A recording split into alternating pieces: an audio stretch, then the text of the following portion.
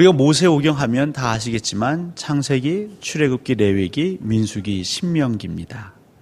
그것을 위에서부터 아래대로 하나씩 써보면요, 창세기, 출애굽기, 레위기, 민수기, 신명기. 그러면 제일 가운데 있는 책이 뭐냐면 이 레위기죠.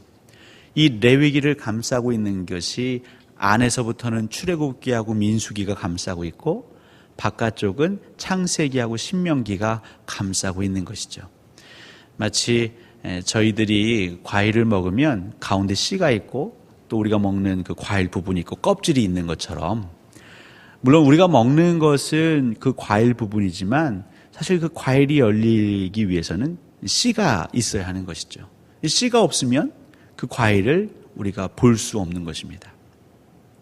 하나님께서 이스라엘 백성들에게 토라라고 주신 이 모세오경, 이스라엘 백성들이 율법이라고 생각했던 이 모세오경, 근데 물론 다 중요하지만 그 중에서도 제일 중요한 책이 레위기라고 합니다. 그래서 유대인들은요, 자녀가 5세 정도 되면, 이제 5세가 되면 성경을 가리키는데 제일 먼저 가르치는 성경이 창세기가 아니라 이 레위기랍니다. 그러니까 저희들은 성경을 읽어 나갈 때 창세기부터 읽지요. 또 창세기가 재미있습니다. 그런데 유대인들은 그 자녀들에게 레위기부터 읽히고 가르친다고 합니다. 왜일까요? 이 레위기가 유대인의 정체성, 유대인들은 어떤 정체성을 가지고 있습니까? 우리는 선민이다. 선택된 백성이다. 하나님으로부터 선택된 백성으로서 살기 위해서 제일 먼저 알아야 되고 제일 중요한 건 어디에 적혀 있다? 레위기에 적혀 있다는 것이죠. 근데 사실 레위기를 읽어보면 좀 딱딱하기도 하고요, 계속 제사 얘기를 하고 제물 얘기를 하다 보니까 흥미는 없지요. 하지만 그것이 우리 삶의 제일 밀접한, 특별히 신앙생활의 영적인 생활에 제일 중요한 책이라고 합니다. 몸에 좋은 약은 입에 쓴 법이죠. 막 달고 입맛을 자극하는 것들을 너무 많이 먹으면 때로는 건강을 해칠 수 있는 것 같습니다. 레위기, 좀 지루하고 딱딱하고 건조해 보이지만 그렇다고 해서 우리가 가까이 하지 않으면 우리의 영적인 그 생활의 그 기틀, 그 기반이 흔들릴 수 있는 것입니다. 레위기는 말 그대로 레위윈에서 그 이름이 기인합니다. 이 레위지파, 레위인들은 어떤 일들을 도맡아 했냐면 성전 봉사를 도맡아 했지요. 그 레위인 가운데에 또 제사장이 세워집니다. 결국 이 레위인들이 살아갔던 사명, 그 예배와 봉사, 이것을 중점적으로 다루고 있는 게 레위기죠.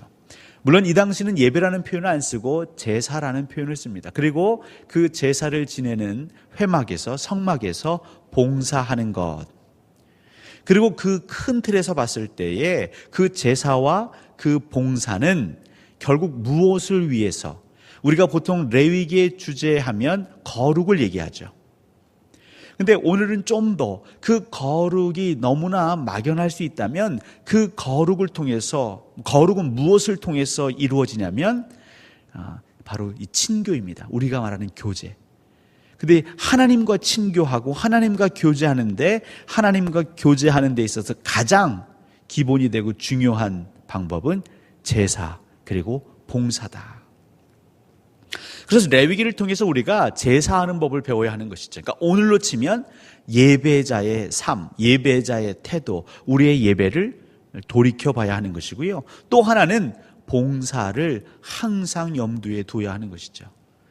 계속해서 우리가 반복하겠지만 우리의 예배에 대해서는 많이 합니다. 그리고 봉사도 뭐 특별한 임직식이라든가 이런 시간에는 얘기를 우리가 종종 하곤 합니다만 성도 여러분들은 봉사를 어떻게 생각하십니까?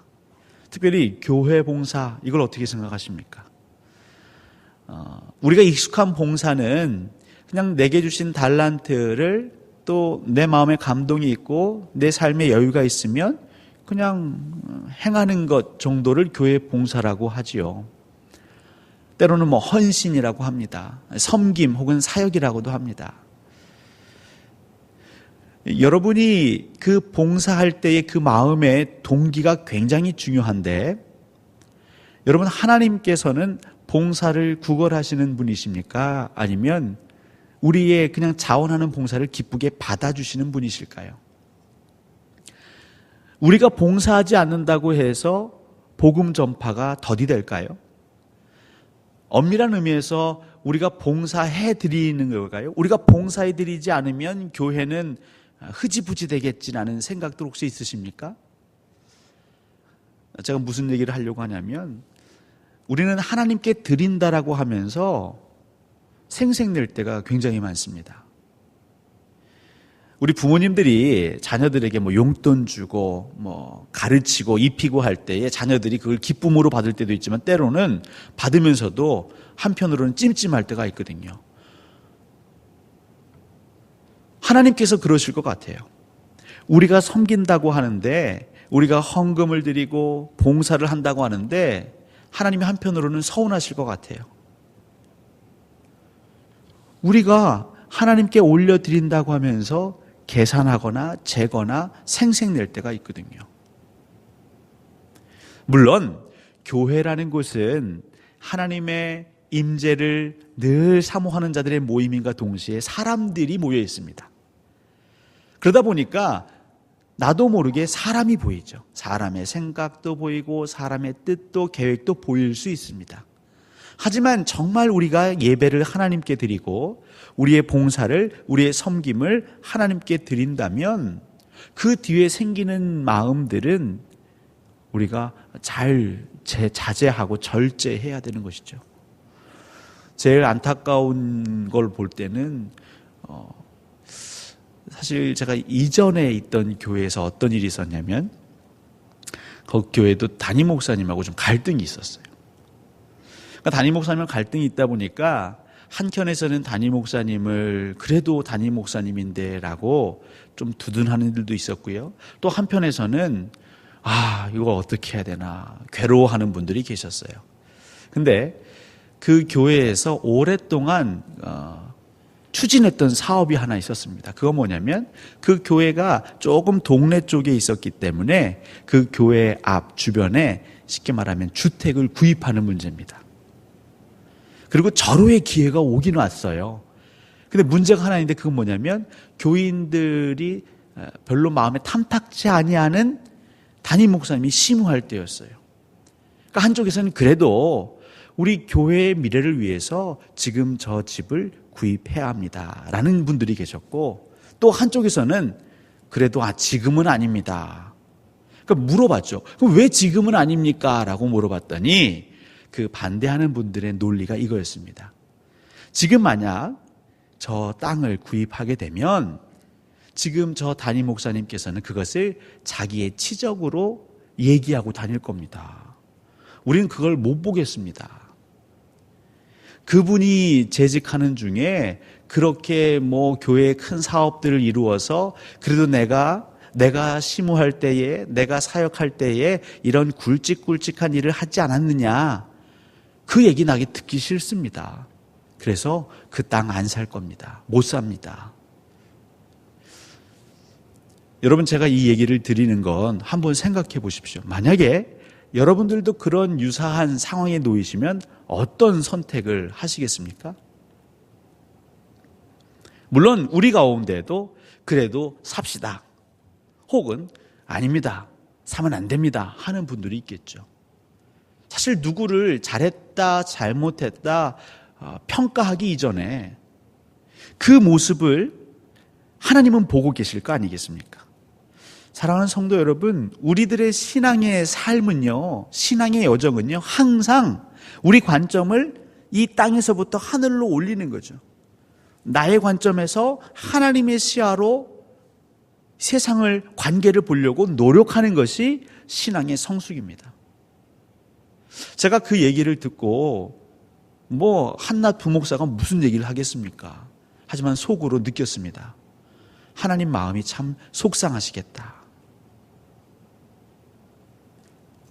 교인들이 헌금한 거, 여러분, 그게 교회 돈입니까? 하나님 돈입니까? 그러면 그것이 철저히 하나님의 뜻에 의해 쓰여지도록 해야 하는데, 그 부분이 담임 목사에게 유리할 것 같다, 불리할 것 같다. 결국 나중에 사긴 샀는데요, 굉장히 더 비싼 값을 주고 산 거죠. 알게 모르게 여러분, 한국 교회에 그런 일들이 비일비재하다고 합니다. 내가 마음에 들면 헌금 많이 하고요, 내가 교회 하는 게 마음에 안 들면 할 수 있지만 안 하고요. 물론 감정이 상한 건 이해할 수 있습니다. 하지만 그러면서 우리가 그걸 하나님께 드렸다라고 말할 수 있을까요?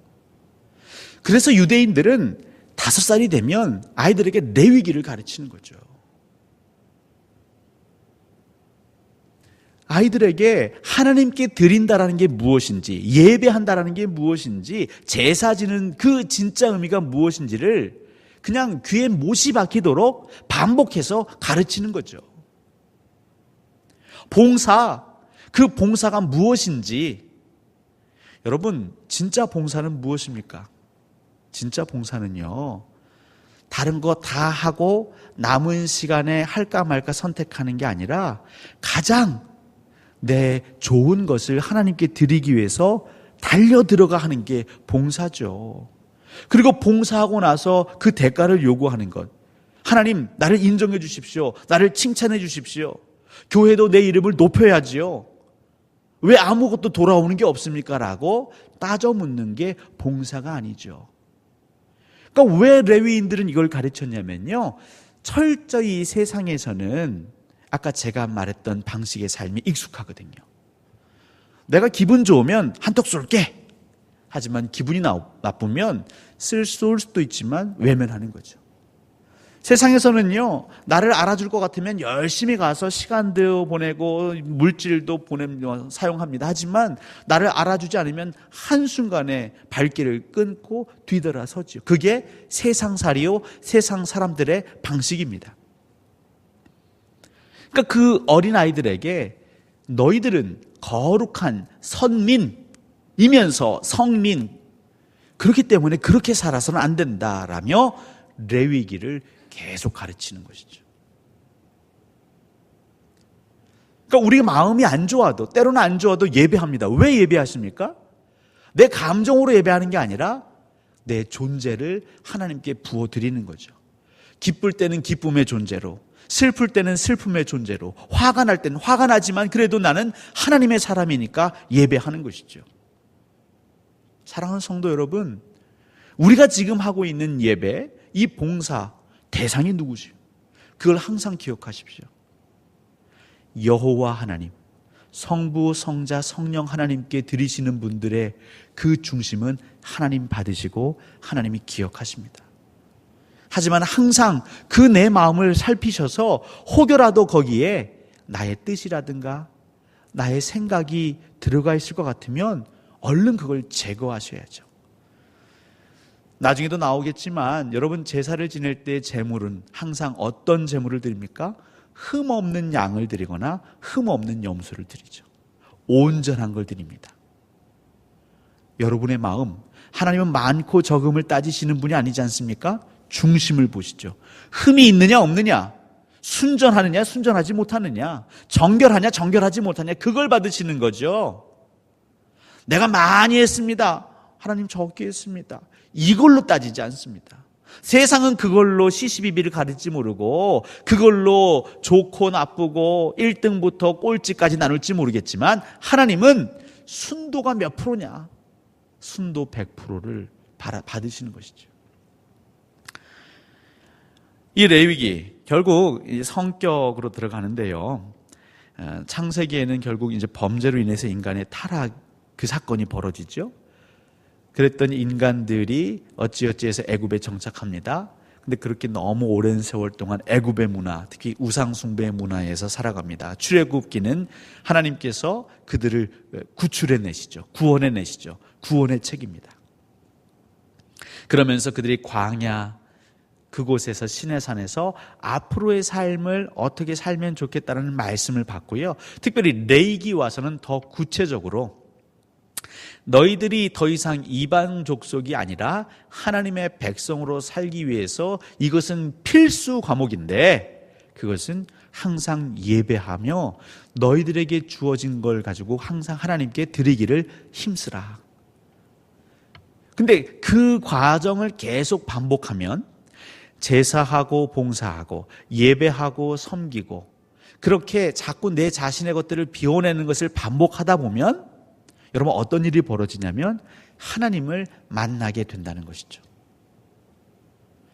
여러분들이 은혜 충만했을 때를 떠올려 보십시오. 우리가 정말 어려운 가운데서도 찬양하고 기뻐하며 행복했던 때를 떠올려 보십시오. 공통점이 있는데 어쩌다 한번 가뭄에 콩나듯 예배하거나 말씀드리는 게 아니라 항상 은혜 가운데 사실 때였을 거예요. 하루가 멀다 하고 기도원 다니셨던 분도 계실 거고 아침부터 저녁까지 시간 나면 성경 통독하셨던 분도 계실 거고요. 항상 은혜를 사모하는 가운데에 하나님께서 선물로 성령 충만을 주시곤 하시죠.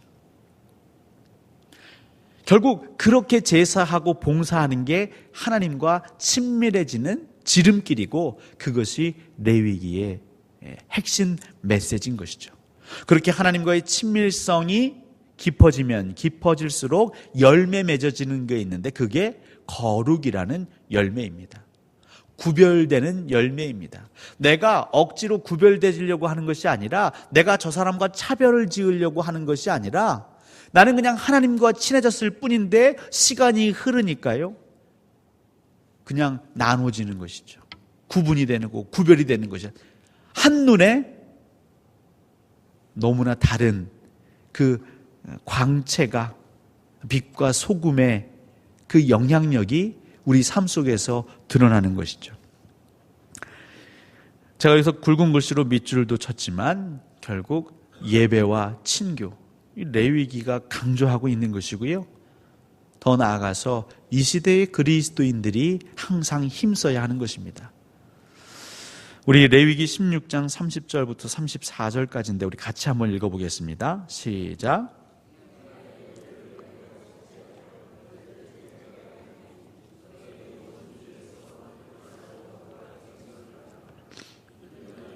안식일 중에 안식일인즉 너희는 스스롭게 결결지니 영원히 지킬 규례라. 기름 부음을 받고 위임되어 자기의 아버지를 대신하여 제사장의 직분을 행하는 제사장은 속죄하되 세마포 옷 곧 거룩한 옷을 입고 지성소를 속죄하며 회막과 제단을 속죄하고 또 제사장들과 백성의 회중을 위하여 속죄할지니 이는 너희가 영원히 지킬 규례라. 이스라엘 자손의 모든 죄를 위하여 1년에 한 번 속죄할 것이니라. 아론이 여호와께서 모세에게 명령하신 대로 행하니라. 아멘. 지금 우리가 읽은 이 본문에서 계속 반복되고 있는 것은 속죄하라, 속죄할지니. 근데 여러분 어떻게 하면 우리가 속죄할 수 있을까요? 이 죄의 문제를 어떻게 하면 해결할 수 있을까요? 근데 그것을 지금 말씀하신 이 삶을, 이 제사, 이 예배를 어떻게 해요?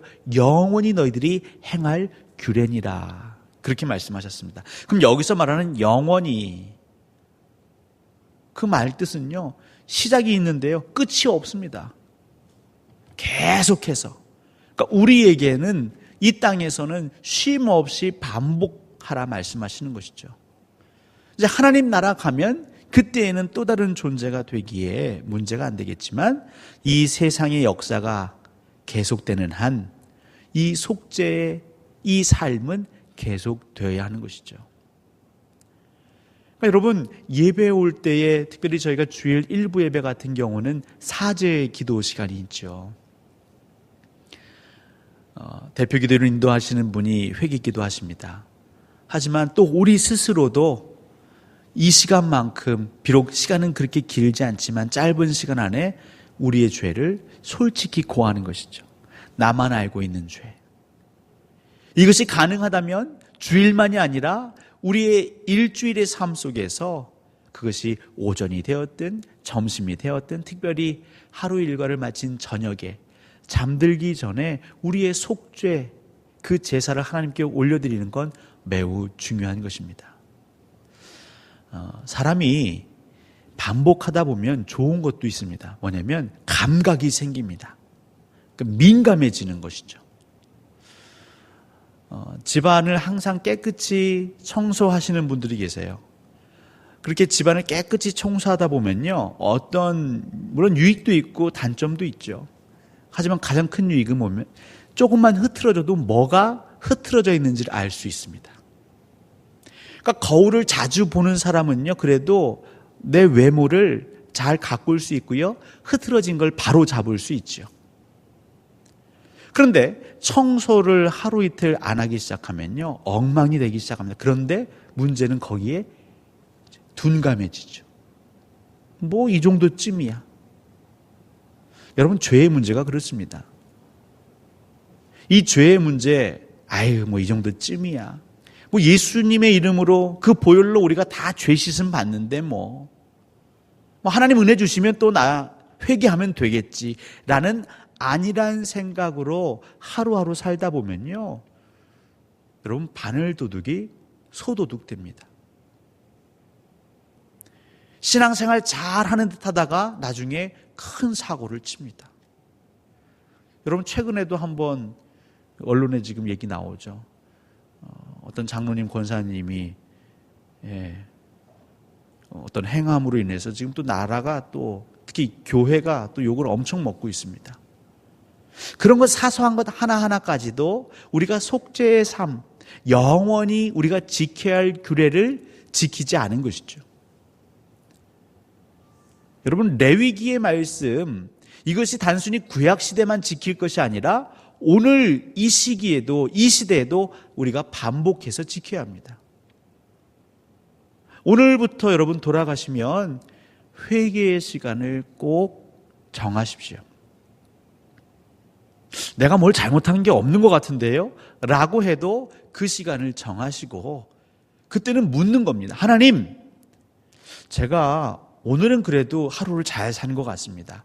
말씀대로, 믿음대로 잘 산 것 같습니다. 근데 확실히 그러나요? 물어보시고요. 혹 회개할 게 있다면 하나님 생각나게 해 주십시오. 이것을 계속 영원히 반복해서 지키는 분과 그렇지 않은 분은 분명히 차이가 납니다. 어둠이 있는 곳에 여러분, 하나님께서 가까이 가려 하지 않으신다고 하잖아요. 물론 빛이 오시는 순간 어둠은 다 사라지지만 우리 죄가 있을 때에 물론 하나님은 우리에게 다가오실 수 있는데요, 우리가 뒷걸음질을 치죠. 우리가 하나님을 외면하지요. 아주 그 선명한 장면이 에덴 동산에서 벌어진 거 아닙니까? 그 전까지는 하나님이 동산을 거니시면 그 소리만 듣고도 얼른 달려나가서 하나님, 오늘은 이런 일이 있었어요 라고 그렇게 아름다운 친교를 하던 아담과 하와인데, 하나님 말씀을 어긴 그 순간부터는 갑자기 가슴이 콩당콩당 거립니다. 그리고 하나님이 어디 있느냐라고 할 때 그들은 그냥 숲을 뒤에 숨어버리죠. 우리도 알지 못하는 사이에 우리 안에 죄가 있을 때 우리는 하나님이 임재하시는 자리가 아닌 하나님이 없는 자리로 자꾸 피해가는 것입니다. 그러면 멀어지는 것이고요, 멀어지면 우리의 거룩성은 현저하게 낮아지고 더 나아가 타락하게 됩니다. 사랑하는 성도 여러분, 이 속죄에 우리가 영원히 지켜야 할 규례, 우리로 치면 회개의 시간을 꼭 하루에 그 한 시간을 정하십시오. 그것이 5분이 됐든 10분이 됐든 하나님 그걸로 얘기하지 않으십니다. 단 그 자리가 엎드려서 내가 회개하는가, 내 삶을 말씀 안에 비춰보는가. 여러분들이 그 삶만 사더라도 이 레위기에서 얘기하는 그 거룩의 은혜를 맛보실 수 있으실 겁니다. 자, 우리 3분으로 가보시면 어쨌든 이 책, 그럼 이 레위기의 목적은 무엇이냐, 레위기는 어떻게 하나님과 교제하며 살 것인가를 이스라엘에게 보여주기 위해 쓴 책이다. 결국 하나님과 교제를 잘하면 거룩해진다. 그래서 레위기를 거룩한 책, 또 거룩을 주제로 한 책이라고 하는데요. 그러면 특별히 우리가 어떻게 해야 되느냐 할 때 먼저 중요하게 나오는 게 희생제사이죠. 희생제사. 그러니까 제사는 제사인데 그 앞에 희생이라는 게 붙습니다. 우리 레위기 17장 11절을 같이 한번 읽어보겠습니다. 육체의 생명은 피에 있음이라. 내가 이 피를 너희에게 주어 제단에 뿌려 너희의 생명을 위하여 속죄하게 하였나니 생명이 피에 있으므로 피가 죄를 속하느니라. 아멘. 여러분 여기서 오해하지 마셔야 합니다. 피는 왜 중요하냐면 생명이 있기 때문에 중요한 겁니다. 어떤 신학자는 가인의 제사와 아벨의 제사의 차이, 가인은 곡식으로 하나님께 제사 드렸고 아벨은 양을 하나님께 드렸잖아요. 그런데 아벨의 제사는 받으셨는데 가인의 제사를 안 받으셨어요. 그래서 그 차이를 여기서 찾습니다. 곡식에는 피가 없지 않느냐, 그래서 하나님이 안 받으신 거다. 여러분 자꾸 그렇게 하면요, 하나님은 뭔가 피에 굶주린 이방신들과 별 차이가 없어 보입니다. 레위기에 아시지만 소제가 있죠. 소제는 곡물로 드리는 제사입니다. 그러니까 우리 눈에 보이는 피, 물론 피도 나중엔 중요할 수 있겠지만 더 중요한 건 생명이 들어가 있느냐 안 들어가 있느냐, 이게 중요한 거죠. 그러니까 우리가 예배할 때에 영과 진리로 마음을 다하여 힘을 다하여 성품을 다하여 우리가 온 힘을 다하여 예배하겠습니다라고 할 때 그건 뭐냐면 우리의 생명을 드리겠습니다, 이 표현이지 않습니까? 저희가 이전에 사도신경 할 때에 사도신경 나는 믿습니다, 크레도 기억나시죠? 내 심장을 드립니다. 그러니까 예배할 때 우리 믿음의 선배들은 항상 어떤 마음으로 예배했냐면 심장을 드리는 마음으로 예배를 드렸어요. 내 생명을 드리는 마음으로 예배를 드렸던 겁니다. 그러니까 생명을 드린다, 생명을 나눈다, 그것은 정말 내가 생존하기 위해서 너무너무 필수적이고 너무 핵심적인 것들조차도 하나님께 나눈다. 그런 희생제사를 얘기하는 것이죠. 있어도 되고 없어도 되고를 드리는 게 아니라 반드시 있어야 되는 것이지만 하나님께 드립니다. 아브라함에게서 이삭은요, 반드시 있어야 하죠. 그 대를 잇기 위해서는요. 하지만 그 반드시 있어야 할 그 이삭을 하나님께 드립니다. 생명을 드리는 것이죠. 이삭의 생명뿐이 아니라 사실 그거는 아브라함의 생명이기도 합니다. 왜냐하면 대가 끊기면요, 동서양 그 옛날부터 내려오는 건 대가 끊기면 그냥 우리의 존재가 사라진다 생각하기 때문에 대 있는 게 중요했고, 그래서 남아선호 사상이 있었던 것이죠. 여러분, 희생제사, 우리에게 정말 소중한 것, 그 전부를 우선하여 하나님께 드린다. 근데 이렇게 어렸을 때부터 훈련된 유대인들은요, 정말 탁월한 거죠. 그러니까 그 중동 전쟁에 있을 때도 어렸을 때부터 항상 하나님을 위해서라면 전부를 드릴 수 있었기에, 남들은 전쟁 난다 그러면 안전한 지역으로 뿔뿔이 흩어지는 그때에 전 세계에 있던 유대인들은 그 나라를 위해, 특별히 여호와 하나님께서 주신 그 땅은 하나님이 주신 땅 아니겠습니까? 그 땅을 지키기 위해 그들의 생명을 드리는 것이죠. 그러니까 우리 다음 세대 아이들에게 무엇을 물려줄까 하시는데요, 우리 엄마 아빠, 우리 부모 세대가 전심을 다해 우리의 우선순위를 하나님께 드리는 걸 보여주셔야 됩니다. 시간의 우선순위, 물질의 우선순위, 감정의 우선순위, 내 명예, 내 이름까지도 하나님 앞에서는 아무것도 귀한 것 아닙니다 라는 마음으로 내려놓는 그런 희생제사. 희생. 여러분, 희생에는요, 무엇이 있습니까? 우리식으로 표현하자면, 자본주의식으로 표현하자면 손해입니다. 손해. 손해보는 삶. 그래서 예수 믿는 사람들을 어떤 이들은 참 바보 같다라고 말하지 않습니까? 예수 그리스도 때문에 바보가 되는 삶, 여러분 그게 희생입니다. 세상에서도 인정받고 교회에서도 똑똑하고 어디를 가나 내 이름 석자가 이렇게 하늘 위로 둥둥둥 떠받쳐지는, 여러분 그거는요 하나님 앞에 큰 죄악을 행하는 것이죠. 여호와 하나님 외에 우리는 다 낮아져야 할 존재입니다. 심지어 교회 이름도 낮아져야죠. 제가 최근에 SNS 중에 어떤 모교회, 큰 교회의 부목사님이 주일 설교를 하셨어요. 근데 그 설교를 가지고 설왕설래가 너무 많습니다. 근데 뭐가 문제가 되냐면 담임 목사를 그 설교 단상에서 너무 높인 거죠. 그러니까 그 설교, 그 예배에 참관했던 분들 중에 상당수 많은 사람들이 그 시간을 통해서 하나님을 발견하고 예수 그리스도를 발견한 것이 아니라 그냥 아무개 교회의 아무개 담임 목사만 보여진다는 거예요. 여러분, 그러한 신앙생활은요, 그러한 믿음 생활은요, 영원한 하나님 나라의 그 건설에 유익이 되지 않습니다. 우리 광주동산교회 마찬가지입니다.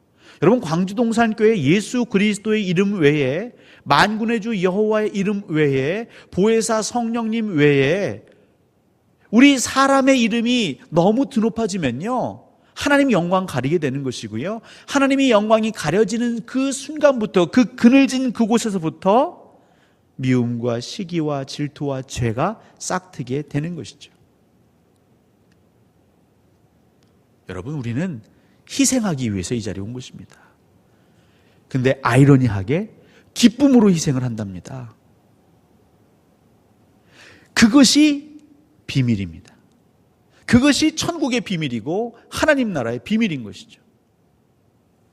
히브리서 9장 22절입니다. 율법을 따라 거의 모든 물건이 피로써 정결하게 되나니 피 흘림이 없은즉 사함이 없느니라. 여기서 말하는 피 흘림도 물론 재물을 잡아서 진짜 눈에 보이는 피를 흘려야 된다, 피를 흘려야 죄가 사해진다, 그렇지 않죠. 그렇게 치면 사실 우리들의 예배는 죄 사함이 없는 예배죠. 생명, 희생이 없는 곳엔 죄 사함이 없다. 우리가 신앙생활 하다 보면 가끔 하나님이 우리를 희생제물 삼으실 때가 있습니다. 예수 그리스도를 선지자들은 한마디로 정의합니다. 죄 없는 어린 양이라 합니다. 죄 없는 어린 양이 그냥 희생당하는 것이죠. 그런데 거기에 죄 사함의 구속의 은혜와 역사가 있었던 것이죠. 그래서 레위기를 어려서부터 공부했던 그 유대 아이들에겐 이것이 몸에 배는 것이죠. 사랑하는 성도 여러분에게도 우리가 지금까지, 성도님들이 지금까지 한국교회를 세우고 한국교회가 이만큼 자란 것은요, 희생이 있기 때문이었습니다. 그리고 오직 여호와 하나님, 오직 예수 그리스도. 근데 문제는 이게 풍요로워지니까, 풍성해지니까 그때부터 다양한 생각들이 이제 스며들기 시작한 것이죠. 가난하고 다들 못 살고 넓은 공터에 천막 하나 치고 뭐 악기도 없습니다. 박수 치면서 그냥 육성으로 그렇게 예배하고 찬양하고 하나님 우리를 살려주십시오라고 하나님만을 믿겠습니다라고 할 때 하나님은 은혜를 부어주셨는데, 그렇게 우리가 물질로도 풍요로워지고 나라도 부강해지고 정말 교회도 여름에도 덥지 않고 겨울에도 춥지 않고 이렇게 비 피해서 예배할 수 있는 이렇게 상황이 되고 하다 보니까요, 딴 생각들을 품는 것이죠. 그러니까 21세기 목회는 다른 게 아닙니다. 우리 초대교회의 그 아름다웠던 신앙의 정통을 회복하면서 지금 우리가 물들어 있는 이 세속의 것들을 하나하나 제거해가는 이 거룩함, 이 경건의 훈련이 필요한 것이죠. 이걸 하기 위해선 우리는 매일매일 속죄의 제사, 그 규례를 지켜야 하는 것이죠. 사랑하는 성도 여러분, 레위기는 그런 의미에선 때로는 무섭고 두려운 책입니다. 왜냐하면 묵상하면 묵상할수록 하나님 뭐라 말씀하시냐면 희생을 하시거든요. 너를 드리라 하십니다. 전부를 드려서 봉사하라 하십니다. 근데 이것이 어느 순간 두렵지 않냐면 하나님을 딱 만나면, 하나님의 나라를 깨닫게 되면 그때부터는 이게 두렵지 않은 것이죠. 그 천국 비유하고 똑같습니다. 그냥 맹지에 어느 날 밭에 일하러 갔는데 거기에 보화가 묻혀 있는 것이죠. 그래서 그 사람은 자기 모든 소유를 팔아서 그 쓸모없는 땅을 사버립니다. 이 땅만 바라보고 살아가는 사람들은요, 왠지 아까운 마음이 드는 것이죠. 내 아까운 시간, 내 아까운 재물, 내 아까운 명성과 이 달란트와 실력을 왜 여기다가? 하지만 이 세상만이 아니라 하나님의 나라를 보게 되는 그 순간은요, 지금이 절호의 찬스로구나. 지금이 기회로구나. 여러분, 우리가 다 타임머신을 타고 1980년대로 돌아간다면 여러분 제일 먼저 뭐 하고 싶으십니까? 저는 강남에 땅을 사겠습니다. 여러분 1990년도에서 2000년대로만 돌아간다면 저는 하남에다가 땅을 사겠습니다.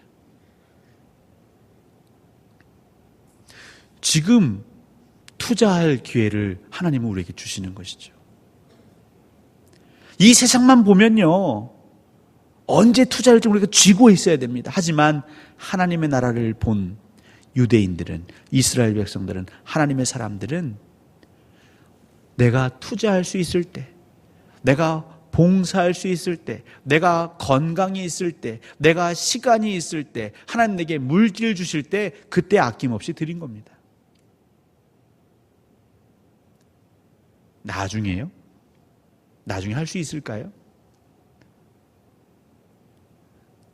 레위기는 그런 의미에서 우리가 하나님을 맛볼 수 있고 하나님과 친밀해질 수 있는 좋은 성경인 것이죠. 오늘은 여기까지 하겠는데요. 사랑하는 성도 여러분,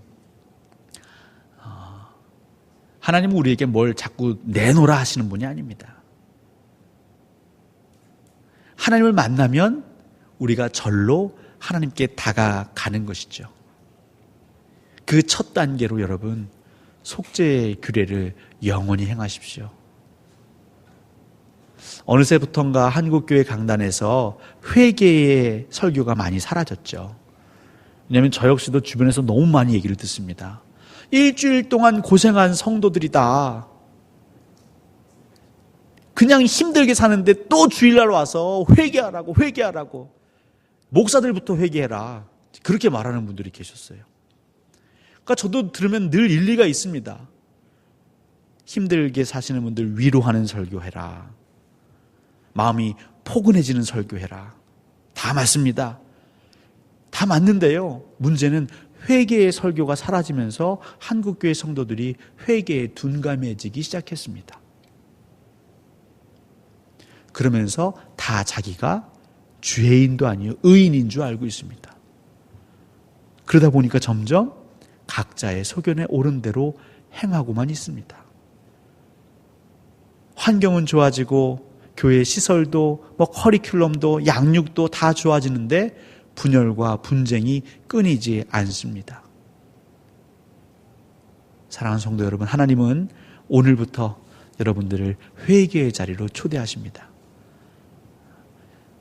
솔직하게 진실되게 하나님께 나아가실 때에 하나님이 여러분의 삶을 더 정결케 거룩하게 빚으실 줄 믿습니다.